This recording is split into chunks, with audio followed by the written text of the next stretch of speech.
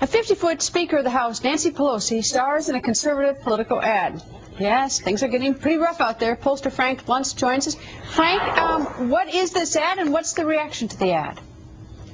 Well, the ad was run as an independent expenditure campaign in that open seat race in Pennsylvania, and it didn't do well there. And in fact, in our testing for Fox News of over 200 ads at this point, it's one of the worst tested ads of the entire campaign. I want to give viewers the chance to watch it, and then I'll explain to you why it does so badly.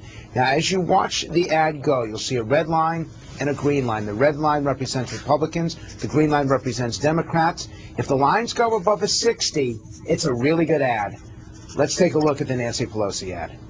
Once, Nancy Pelosi was safely confined to liberal San Francisco. But Harry Reid and Barack Obama had other plans. Under my plan, electricity rates would necessarily skyrocket. Now, gorged on our taxpayer dollars, Pelosi has grown into a power-hungry Goliath, defying the will of the American people. Who has the power to stop her? Who can save America? You, the Pennsylvania voter. Vote May 18th, the day we fight back. Right Change is responsible for the content of this message. Now, I realize that conservatives watching are probably laughing at this point. Here's the problem, Greta. If you want to win this election in 2010, you're going after independent voters, conservative-minded independents. And they took a look at that ad and they said, wait a minute, unemployment's almost 10%, the deficit and debt are out of control, Washington's not doing what I want it to do, and I don't like Nancy Pelosi. But there's nothing funny about it. I don't want to be laughing at my ads. I want someone who empathizes with me, who understands what I'm going through and wants to make a change. It was just too negative, too in your face.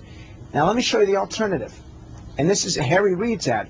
You'll notice that in the most recent polling, Reid's got a 7-point lead over his Republican opponent, Sharon Eagle. I think this ad is one of the reasons. It's been running for a few weeks. Harry Reid talks about health care reform. Notice how high the green line the Democrats climb. That's not a surprise. But the Republican line, even that gets to a 60. Let's take a look. For Linda Ellen, a car accident meant surgery and a back held together with titanium. Her 10 drugs cost her $5,000 a year, forcing her to skimp on her medicine. Linda's been caught in the Medicare donut hole. I backed health reform and this message because 58,000 Nevada seniors will get prescription help this year. And over time, the donut hole will close entirely. I'm Harry Reid. Some told me reform wasn't politically smart, but I believe it's right for Nevada. It's so personal, Greta. It's Harry Reid. It's frankly Harry Reid at his best. And again, I realize that many viewers don't like the senator, but a majority of Americans support health care reform. They just don't support Obama's health care reform. And a majority of Americans will be sympathetic to the individual in that ad. And so it's the perfect combination of sympathy, empathy, and a positive message. And it has helped Harry Reid go from several points down to several points up in the polls. Frank, when is it smart for a politician to use humor and be clever, and when is it right to sort of empathize and have sympathy? Does it depend on sort of the mood of the country when we're doing better, you know, on all these different areas, whether it's economics or healthcare, whatever? Exactly. It depends on whether we're in pain or not. If we're in pain, there's nothing we want to laugh about. Americans are angry now. They're not in the mood to be joked with. These are serious issues. These are, to some people, the American way of life is under threat. And so to try to make it into a joke is actually minimizing the issues. Go ahead. All right. Now, you said in the beginning that it's what the independents think. You have Republicans and Democrats.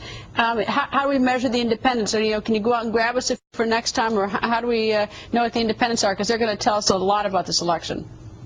What I'd be happy to do for you, and I'll give you kind of a little head start on it as well, I'll be happy to put a group of independents in the room. They believe that there's not enough difference between the two political parties. They believe that the Republicans spent too much in 2006 and 2008, and now the Democrats are spending too much today. They switched to vote for Obama in 2008, and now they regret that decision in 2010. And quite frankly, Greta, they believe a pox in all your houses. Now, the Republicans are in the lead as we approach the election, because by about 2-1, those independents are moving towards the GOP, but they're still up for grabs. Frank, thank you. Next, the